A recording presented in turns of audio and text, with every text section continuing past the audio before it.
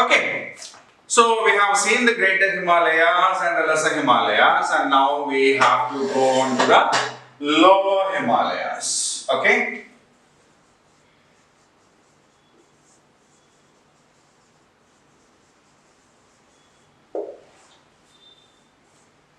So lower Himalayas are the third range of Himalayan range. Okay, the third range which lies to the south of lesser Himalayas, and these are mostly of hills, not mountains. And next to this is the plains. So we have the great mountains, right? And this is a greater Himalaya. Okay, and then we had shorter ones. What is that? This is a lesser Himalayas. I'll write lesser Himalayas, right? And now we have lower Himalayas. Okay, this is a lower Himalayas. So these are small hills, very small hills, and then comes the plains. Okay, so this is the northernmost one, greater Himalayas, where we have the highest peaks and all. This is the lesser Himalayas, south of this middle line, and now we have the lower Himalayas, shorter ones, and then starts the plain region. Okay, so these are mostly hills, and they are not covered by snow. Okay, so they are not covered by snow, and these regions are actually thick forest region. So lower Himalayas are actually a lot of forests are found in this. And just as there are a lot of forest regions found in this region, this is a third parallel range or the Shivaliks. So this region is also known as the Shivaliks range. Okay, so the Shivaliks of the lower Himalayan range is known as the storehouse of wood. Okay, the storehouse of wood. Right? Now, there are some marshy regions in this. Marshy regions means a place where there are a lot of water. Okay, like it's not water and soil separate like a pool or a pond gets mixed up. Right? So these marshy land regions found in this Shivalik region is known as Terai. So what is a Terai? Terai is the marshy land areas found in the lower Himalayas. Okay, this region, as it is very famous for forest, we can always find a good number of wild animals in this region like tiger, elephant, deer, panda, cheetah, rhinoceros. Okay, so they are usually found in this forest. Actually, the farming process actually starts from this region. So some regions of this lower Himalayas or Shivaliks are used for cultivation by farmers. Anyway, this plain region is extensively for farming. Okay, so there may be some regions where these people find it suitable for doing some farming activities. And what are the crops that are usually cultivated here? Extensively, wheat and maize are grown in this region.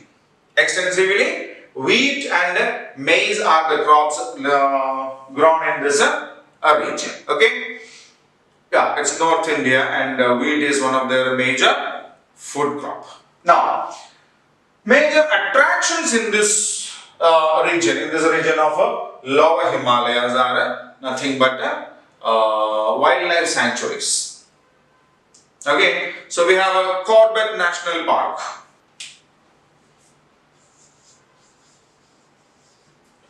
Corbett National Park and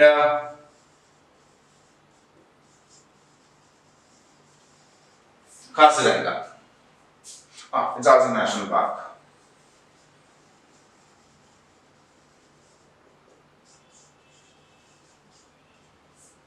Okay, so Corbett National Park is in Uttarakhand, here.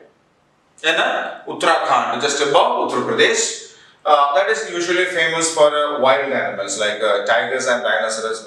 Tigers and lions are usually found in that. Jim Corbett, you might have heard about this person called Jim Corbett, who was a hunter, who used to hunt a lot of these dangerous wild animals like lions and tigers in India, right? But he was a very good lover of animals also, very good.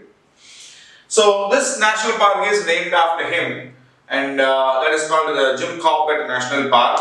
And in Assam, we have it here, Assam.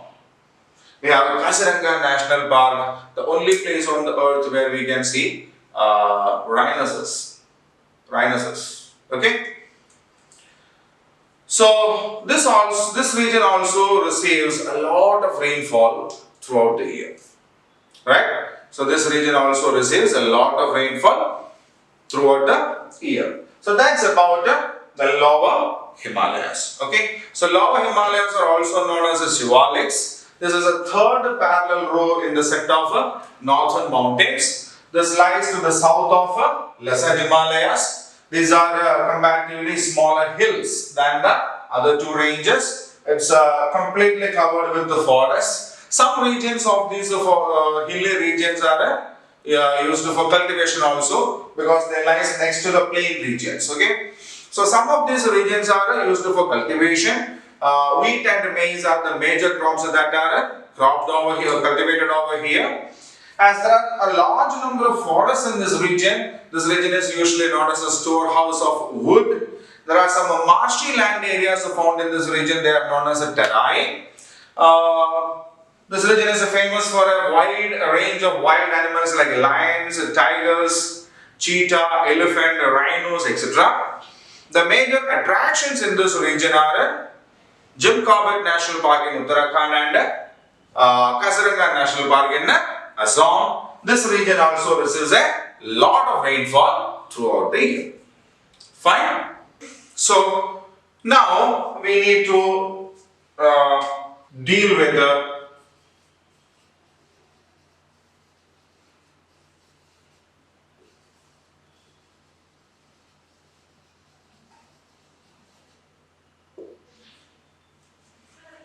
branches of a Himalaya. So branches of a Himalaya means, see, we know that we have already drawn it also when we started with the first session.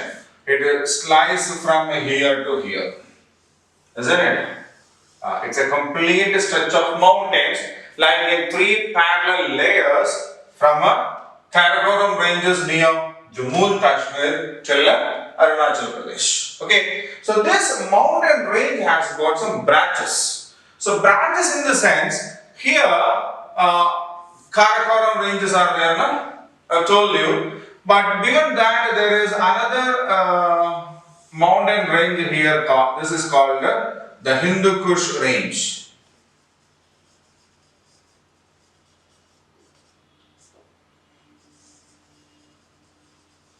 What is it called? The Hindu Kush range of mountains.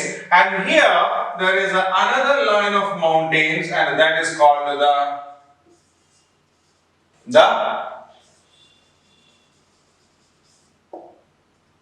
Suleiman range. Okay, so there are two main branches. One is a Hindu Kush range and the second is a Suleiman range. Hindu Kush range is actually running into Afghanistan region and the Suleiman range is actually into some China. But what we need to stress over here or think more is this branching.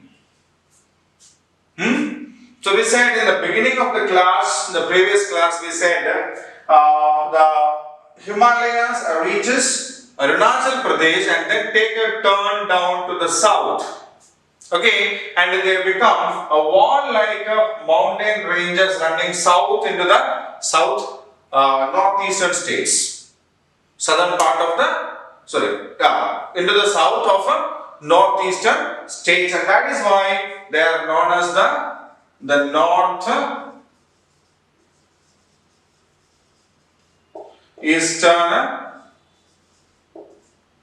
hills. Okay, so once when they turn and bends down, they are not big mountains, but they are almost like an extension of this Shivalik range that comes down. Okay, so this region is known as the Purvanchal.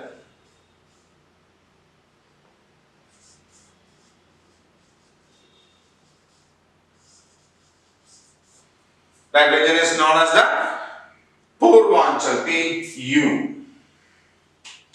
So this region is known as the Purvanchal range.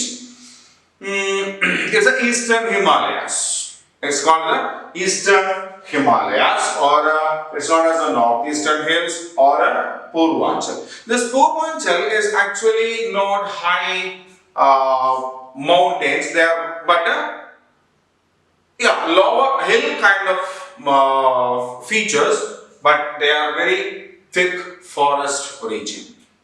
Okay, so this region, the Eastern Himalayas or the Purvanchal or the Northeastern Hills, are an extension of the Himalayas, which takes a southward bend after reaching the Arunachal Pradesh region. Okay, so they are not high mountains. They are shorter hills, but which has got a very thick forest cover. They are composed of a range of hills, like the Naga hills are there. Naga hills, the Meso hills, right? The Lushai hills.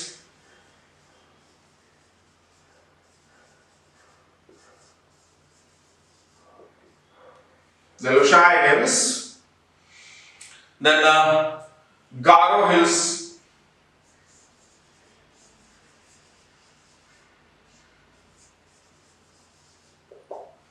then we have the Kashi hills,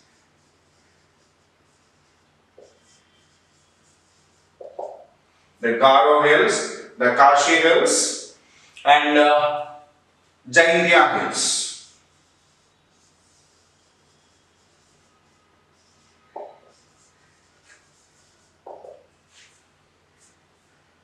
Okay, so the major hills that are present in this southward belt of Himalayas in the northeastern states, which is known as the northeastern hills or the Purvanchal or the eastern Himalayas, include Naga hills, the Meso hills, the Lushai hills, the Garo hills, the Kashi hills, and the Jaintia hills. Okay. So these hills are comparatively smaller in size when compared to the main mountains in the Himalayas. They are covered with thick forests because this region also receives plenty of water or rain throughout the year. Okay, so that is the extensions or branches. So there are three main branches as far as the Himalayas are concerned. One is in the starting point, the Hindu Kush range and the Sulaiman range. Hindu Kush and the Sulaiman ranges are very close to Jammu and Kashmir, around about Karakoram range. The major extension of the Himalayas, a branch of Himalaya, is in India in the northeastern states known as the Northeastern Hills or the Purvanchal or the Eastern Himalayas. Okay, so after reaching Arunachal Pradesh, the Himalayas take a southward bend and comes down south in the northeastern states. Okay, so they have got a lot of hills over there, like the Naga hills, the Meso hills, the Lushai hills, the Garo hills, Kashi hills, and the Jaintia hills. They all are covered with thick forests because they also receive a good amount of rain throughout the year. Okay, the next is passes in Himalayas. So we know Himalayas are a continuous range of high mountains. It's not like there is one mountain and there is another one. It's one mountain and there is another. Okay, so these mountains are high and continuous. At times, at some places, there will be narrow gaps in between two mountains. Okay, at some places, it's not there throughout the places, but at some places there will be a narrow gap in between two mountain ranges. Okay, so it will be like this. So this is one range and this is another range of mountains, and in between that there is a narrow pass. So we can say we have compound walls now. We have got the compound walls around our house. So imagine a compound wall is one range and this compound wall is another range. In between the compound wall there is an opening for the gate. Okay, so this narrow gap that we have in between the mountain ranges is just like that gate. So these gaps are identified for human beings for transportation.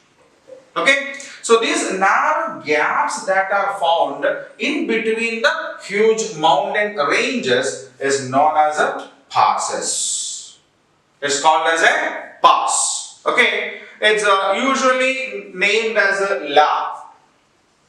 L-A, la. La means pass. Okay, la means pass. La is actually a Tibetan language, I guess.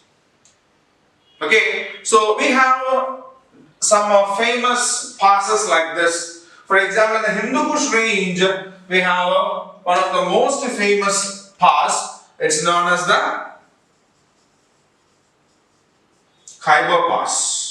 Where is that? Here, in the Hindu Kush range. Okay, the people from Pakistan, the transportation from Pakistan to China actually is happening through this. There is no other way through which they could construct road lines. Okay.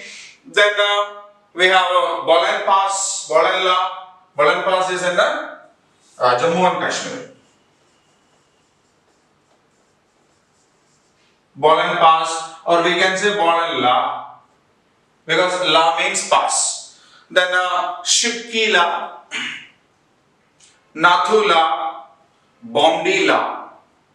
So there are around 6 or 7 different passes throughout the greater Himalayas or the Himadris through where transportation is possible. Right? So these are some specific areas through where we can make transportation possible.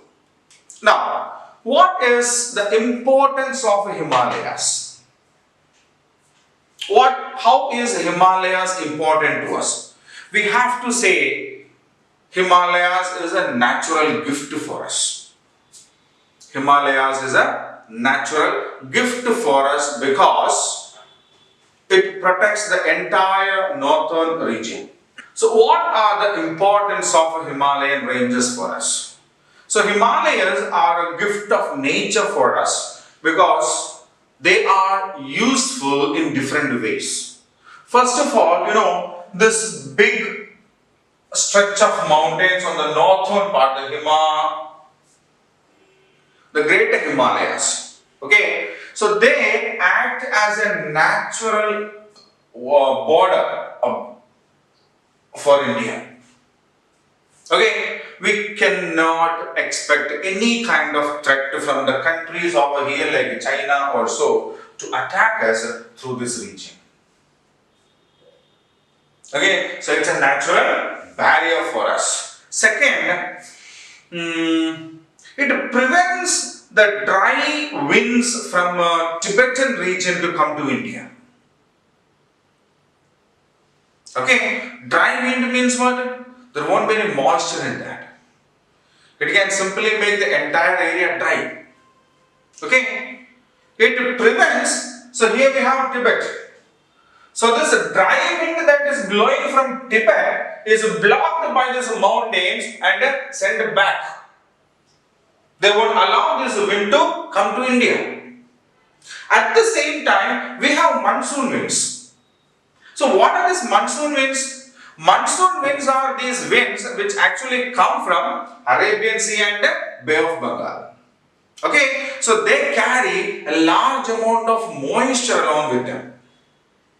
Okay, so from the south, the Bay of Bengal and the Arabian Sea, the moisture laden monsoon winds they come up and the Himalayas block them.